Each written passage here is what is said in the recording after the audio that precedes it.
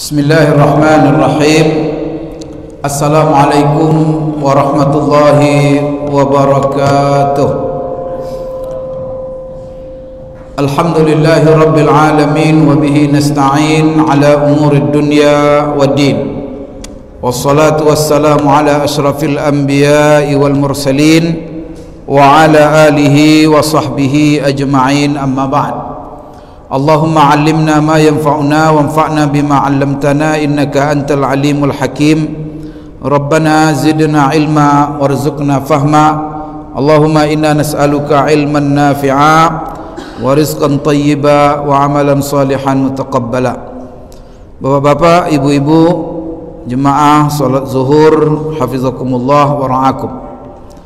Ba'da zuhur ini kita lanjutkan program kita sebagaimana biasanya yang sudah beberapa minggu tertunda karena saya ada halangan, dan pada zuhur ini kita kembali melanjutkan yang mana majelis kita setelah zuhur ini adalah tanya jawab. Bangka bagi bapak ibu yang ada memiliki pertanyaan, silakan, nanti kalau bisa saya jawab, saya jawab. Kalau tidak, nanti pertanyaan bapak ibu saya tangguhkan, saya cari jawabannya. Terima kasih. Silakan siapa yang ada bertanya.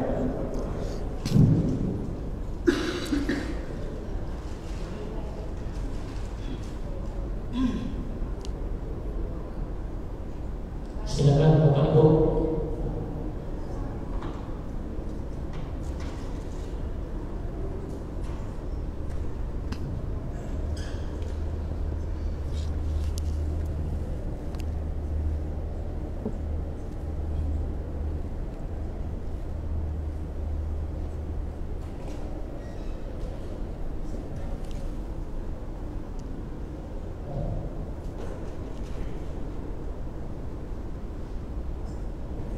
Pertanyaan silakan, kalau ada yang mengajukan lewat tulisan atau langsung, secara langsung.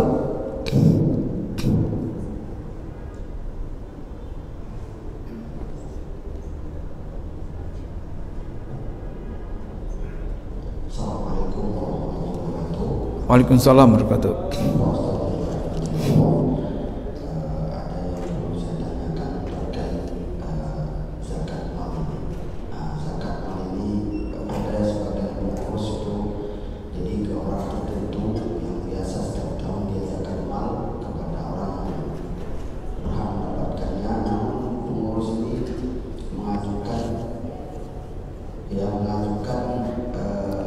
Utang masjid, ya, bagaimana bisa dibebaskan melalui pembayaran zakat mal.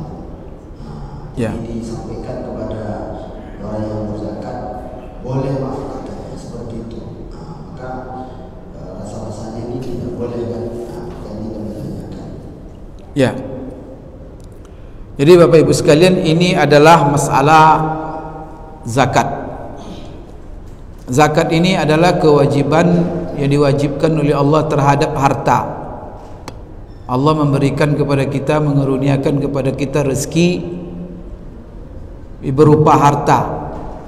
Kemudian Allah mewajibkan sebagian dari harta itu untuk dikeluarkan apabila memenuhi syarat-syarat sebab dan terhindar dari penghalang membayar zakat itu sendiri. Maka salah satu hal yang perlu diperhatikan di dalam harta yang dizakatkan ini, pertama sekali adalah jenis harta yang dizakatkan. Maka tidak seluruh harta yang dimiliki oleh setiap orang wajib dizakatkan. Karena ada harta itu yang sifatnya adalah untuk investasi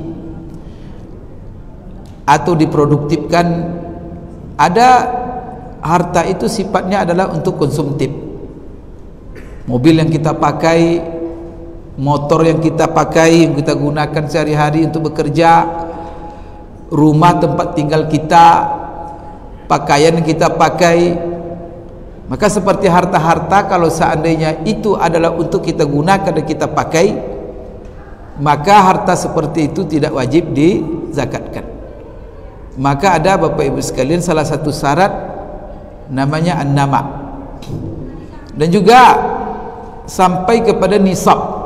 Jadi ada kadarnya. Jadi tidak seluruh harta berapapun jumlahnya wajib dizakatkan, tapi setiap harta yang wajib zakat itu salah satu syarat wajib zakatnya sampai nisabnya, sampai kadarnya. Kemudian tidak hanya itu saja, bahwa kadar nisab ini harus berumur setahun, maka disebut dengan haul, melewati umur setahun. Tetapi tidak seluruh harta yang harus melewati umur setahun, karena seperti pertanian Bapak Ibu sekalian, maka dizakatkan apabila seorang petani memanen hasil pertaniannya, maka setiap panen wajib dikeluarkan zakat apabila sampai nisabnya. Kemudian diatur pula oleh agama berapa kadar yang harus dikeluarkan dari setiap harta yang wajib zakatnya. Kemudian juga diatur siapa yang berhak untuk menerima zakat. Maka dari pertanyaan tadi, ini berhubungan dengan orang-orang atau kelompok-kelompok orang yang berhak untuk menerima zakat, yang disebut dengan asnaf. Di dalam Al-Quran Allah sudah sebutkan bahwa orang yang berhak menerima zakat itu ada 8 macam kelompok, yang mana dikenal dengan 8 atau asnaf 8. Itu dalam surah At-Taubah. Apa itu? Innamas sadaqatu lil fuqara. Jadi zakat itu adalah dibayarkan untuk 8 asnaf ini saja. Berarti tidak berhak selain 8 asnaf ini menerima zakat dan diberikan kepadanya zakat. Maka orang-orang yang membayar zakat harus memperhatikan ini kalau membayar zakat sendiri, atau lembaga-lembaga zakat yang menyalurkan zakat orang-orang kaya yang telah terkumpul. Maka apa itu 8 asnaf? Yang pertama adalah fuqara, orang-orang yang fakir. Orang yang fakir ini Bapak Ibu didefinisikan oleh banyak ulama, yang disebut dengan fakir adalah, apa beda fakir dengan miskin? Itu ukuran standarnya adalah pengeluaran dan pendapatan, dan itu adalah diukur dengan kebutuhan pokoknya. Maka apabila kebutuhan seseorang 100 yang harus dibelanjakannya, tetapi penghasilannya, pendapatannya cuma 25 atau 30, artinya di bawah 50%. Kalau di bawah 50%, maka ini orang ini disebut fakir. Tetapi kalau seandainya kebutuhan pokoknya 100 tapi dapat 90, masih kurang 10, maka orang ini di atas 50%. Jadi kalau dia pendapatannya bisa memenuhi hajat asasinya di atas 50%, sampai 100 itu miskin. Tapi kalau di bawah 50% itu fakir. Maka di sini Allah katakan innamas sadaqat lil fuqara wal masakin. Maka pertama fakir, yang kedua miskin, yang ketiga adalah amil. Amil ini adalah petugas-petugas zakat. Dan amil baru disebut amil apabila Bapak Ibu sekalian dia mendapat amanat tugas dari penguasa, yang mana sebenarnya pengumpulan zakat ini dibebankan kepada penguasa atau pemerintah. Allah mengatakan, memerintahkan kepada Rasulullah SAW dalam Al-Quran, khudz min amwalihim sadaqatan tutahhiruhum wa tuzakkihim biha wa salli alaihim inna salataka sakanun lahum. Ambil oleh engkau hai Muhammad sebagian dari harta mereka itu zakatnya. Berarti yang diperintahkan di sini siapa? Rasulullah. Ambil, berarti Rasulullah ditugaskan mengambil zakat, memungut zakat. Maka zakat ini sebenarnya siapa yang memungutnya? Pemerintah. Maka dalam masa Rasulullah sendiri, di masa sahabat ya khalifah-khalifah. Ada kita di Indonesia juga pemerintah, yang mana perpanjangan tangan pemerintah dalam memungut zakat adalah Basnas. Maka Basnas itu pemerintah, mulai dari pusat, provinsi, sampai kabupaten dan kota, sampai kepada kecamatan, dan sampai nanti UPZ. Seluruh petugas Basnas itu disebut amil. Maka mereka bertugas harus dapat SK, surat amanat tugas. Kalau tidak amil namanya. Tapi kalau yang dibentuk-bentuk di masjid itu tidak amil namanya, itu panitia. Maka sebenarnya kalau undang-undang zakat ini diberlakukan, panitia-panitia masjid yang memungut zakat itu bisa kena sanksi berbahaya, itu memungut uang orang tanpa izin. Oleh karena itu, setiap amil yang mengatakan amil, walaupun dia bentuknya UPZ, harus ada SK dari Basnas, maka harus mendapat SK. Amil-amil ini Bapak Ibu sekalian, mereka lah yang bertugas dalam mengumpulkan zakat, setelah itu menyalurkan zakat, dan mereka diamanahkan menyalurkan zakat juga tidak boleh selain asnaf 8 ini. Maka kalau seandainya mereka salurkan kepada selain asnaf 8, maka Bapak Ibu sekalian, mereka sudah menyalahi aturan syariat. Jadi amil ini yang ketiga. Kemudian apa lagi? Di antara selain amil, di situ juga disebutkan gharib, orang yang tenggelam hutang. Ini orang yang berhutang, tapi jangan hutang-hutang untuk yang haram, jangan dibayarkan zakat. Banyak habis duitnya untuk beli rokok, itu minta zakat. Minta dia ke pabrik rokok tu duit, jangan suruh minta zakat. Kemudian itu orang yang berhutang, khususnya orang yang berhutang untuk hal-hal yang bersifat maslahat umum. Berhutang dia gara-gara bangun masjid, berhutang dia bangun sekolah, berhutang gara-gara bantu anak yatim, menyelamatkan anak-anak orang-orang miskin. Kalau orang tenggelam hutang seperti ini nih, Bapak Ibu dibayarkan zakat untuk menutupi hutangnya. Setelah itu siapa lagi? Di antara mereka wafir riqab. Riqab itu siapa? Hamba sahaya yang mau dimerdekakan.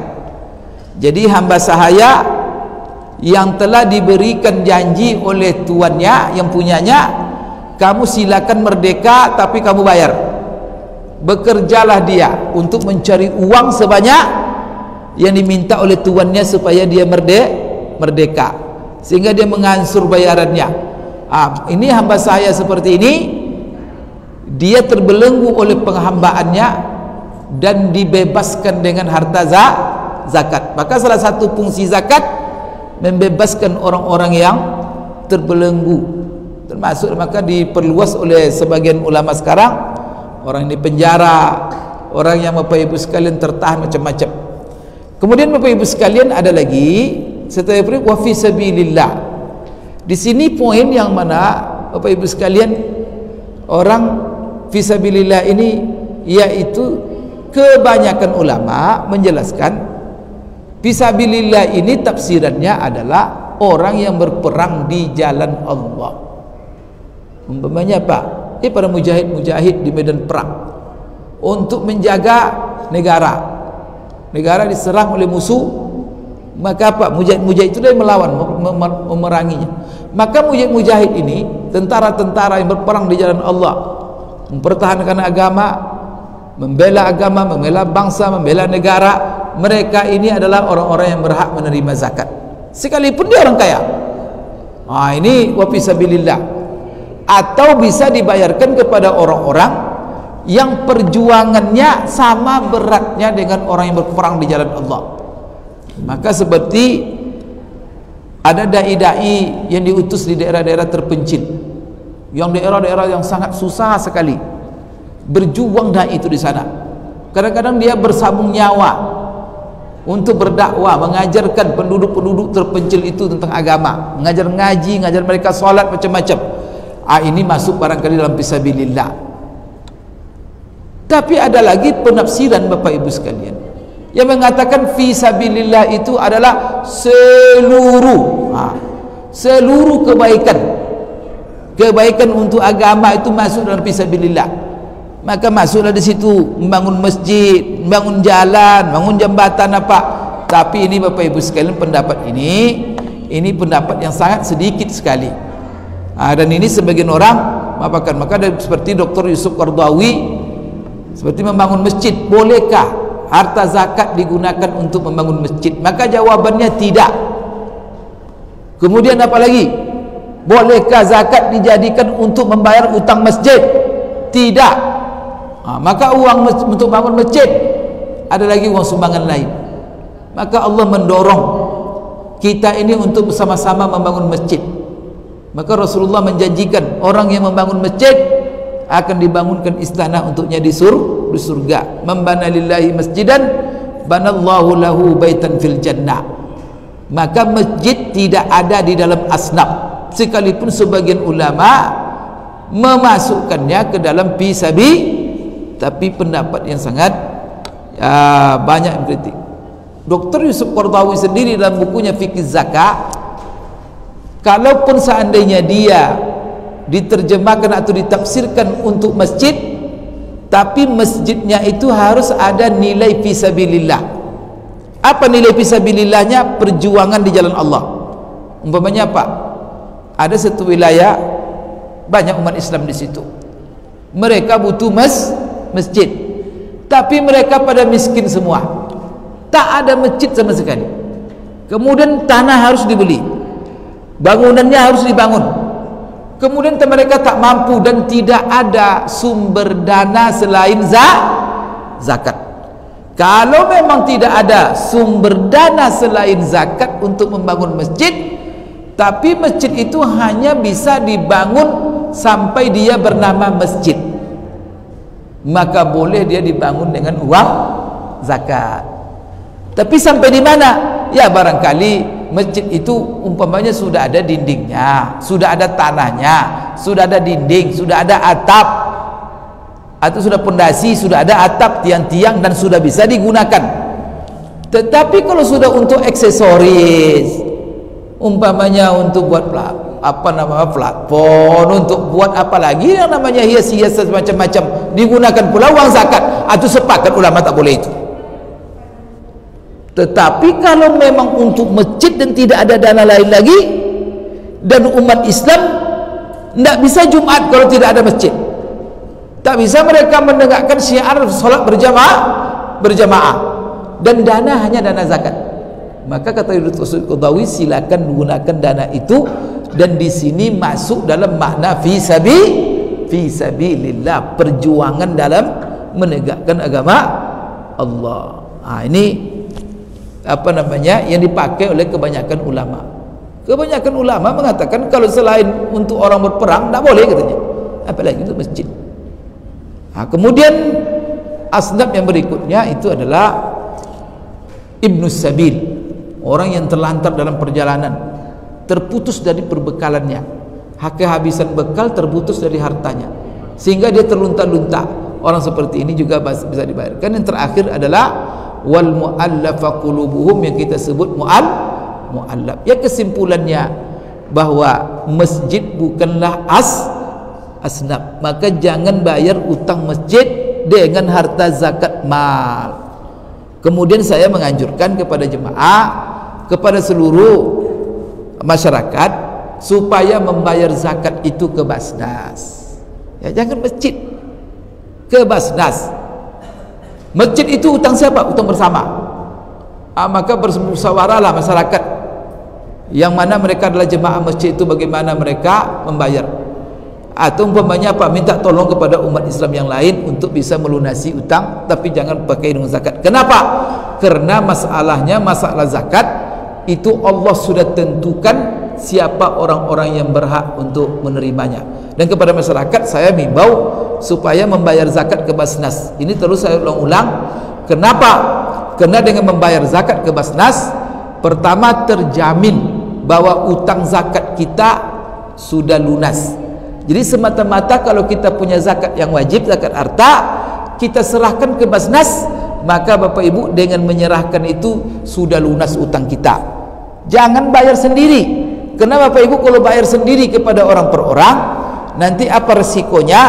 Kalau tepat sasarannya sah, tetapi kalau tidak tepat sasarannya, utang belum terbayar.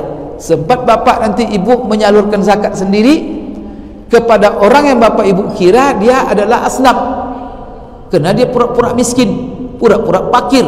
Kadang-kadang kakinya diikatnya, tangan gaya Pak Cacat, rupanya dia orang kaya, dia pura-pura. Ketahuan setelah itu kita sudah bayarkan zakat, kita ulang bayar zakat balik,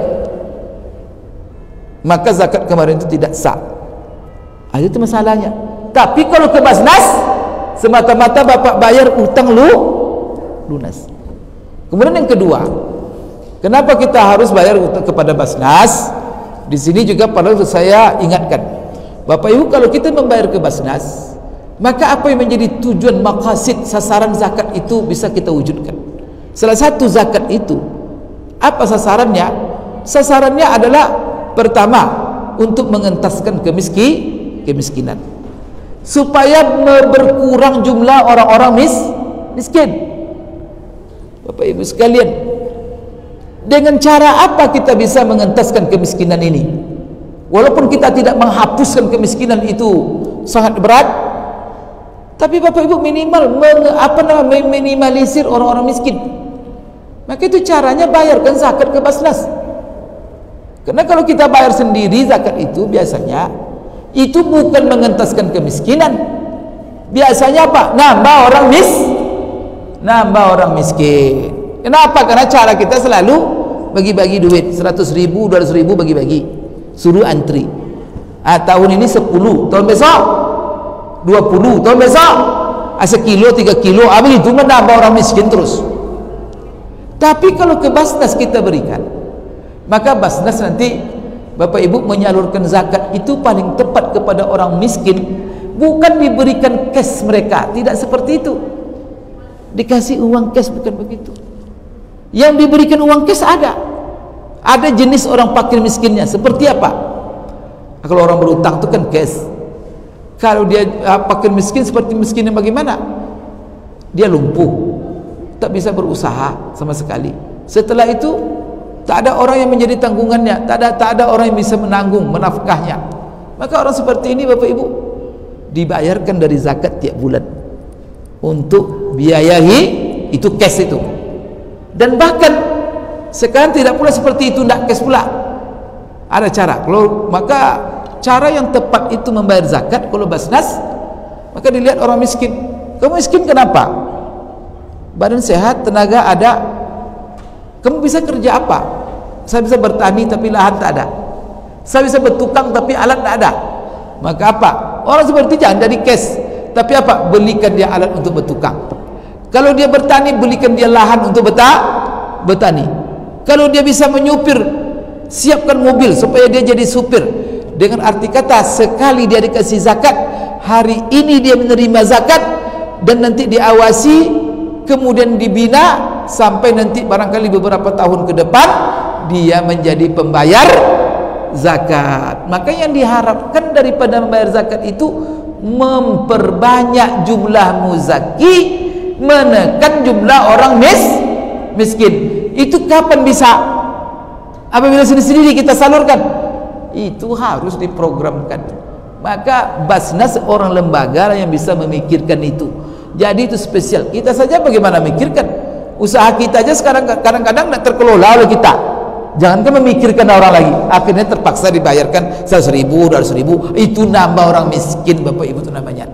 Maka sekali lagi, sasaran zakat itu nanti utang akan terlunasi, sasaran zakat akan terpenuhi apabila kita bayarkan kepada Basnas. Maka saya menganjurkan seluruh masyarakat untuk zakat, mari kita bayarkan bersama-sama kepada Basnas.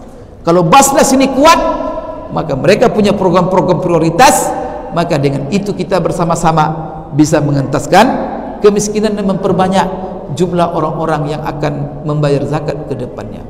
Wallahu a'lam bishawab. Ada lagi bertanya?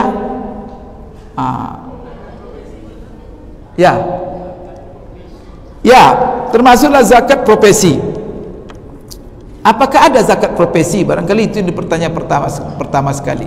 Bapak Ibu sekalian, sepakat ulama sekarang mengatakan bahwa zakat profesi itu ada dan wajib. Dan profesi itu sekarang Kan profesi itu menghasilkan penghasilan, dan bahkan model harta yang tren sekarang profesi lah.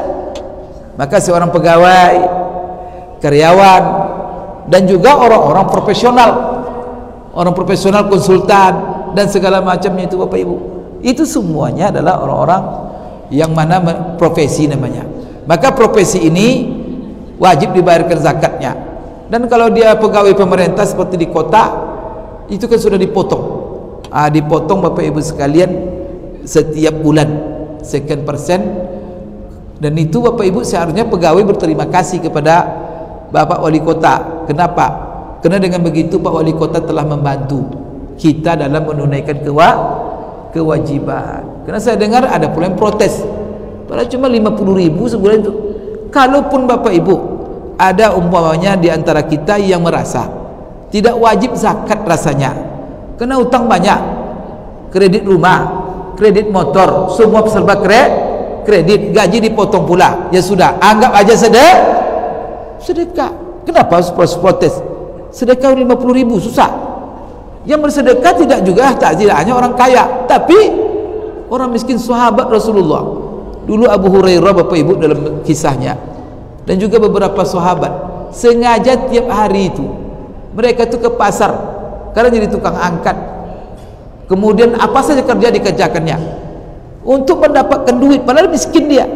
Dapat duit untuk apa? Supaya ada yang disedekahkan setiap hari, padahal miskin itu. Begitulah Bapak Ibu, kalau ada nanti kita dibantu orang supaya bisa bersedekah, bersyukur kita. Kemudian zakat, uang yang terkumpul itu bukan untuk siapa-siapa, disalurkan kepada mereka miskin. Tidakkah kita gembira punya kontribusi untuk membantu mereka-mereka yang miskin? Kemudian juga di dalam mengatur berapa nisab profesi. Maka nisab profesi ini paling bagus Bapak Ibu sekalian dihitung dari apa? Dari harga perak, bukan dari harga emas. Kalau dari emas dia tinggi, tapi kalau dari perak maka nisabnya menjadi rendah.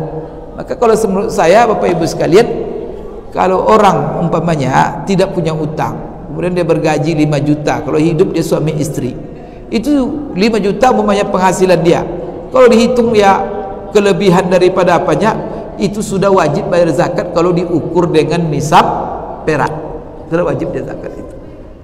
Tapi kalau dia anaknya banyak atau kebutuhan-kebutuhannya, kewajiban-kewajiban tanggungannya banyak, atau nanti sesuai nanti dengan pengeluaran. Karena zakat itu sendiri dikeluarkan dari kelebihan. Dalam Al-Quran Allah berfirman, wa yas'alunaka madza yunfiqun qulil afwa. Mereka bertanya kepada Muhammad tentang apa yang harus mereka keluarkan zakatnya. Qulil afwa, jawab kelebihan. Artinya apa? Hitung berapa kebutuhan pokok, sudah terpenuhi semua kebutuhan pokok, kemudian kelebihan daripada itu Bapak Ibu sekalian dihitunglah setahun berapa jumlahnya. Kalau sampai nanti nisab, kalau dihitung daripada emas itu setahun sekitar 84 gram emas, 85 gram, 84 gram, itu kan terlalu mahal, sekitar Bapak Ibu 50 juta atau 60 juta. Tapi kalau dia nisab perak, barangkali dia sampai 12 juta, karena perak itu sekitar Bapak Ibu hampir 600 gram. Perak satu gram berapa lah cumanya. Jadi saya melihat untuk zakat-zakat profesi ini ukurannya bukan emas tetapi perak, supaya semuanya rata-rata nanti bayar zakat. Wallahu a'lam bishawab. Saya kira ada lagi pertanyaan. Kalau tidak ada lagi Bapak Ibu sekalian, saya cukupkan sampai di situ. Mudah-mudahan ke depan kita Bapak Ibu sekalian tanya jawab ini rutin kita laksanakan. Aku qouli hadza wa astaghfirullah li wa lakum. Subhanakallahumma rabbana wa bihamdik asyhadu an la ilaha illa anta astaghfiruka wa atubu ilaik. Wabillahi taufiq wal hidayah. Assalamualaikum warahmatullahi wabarakatuh.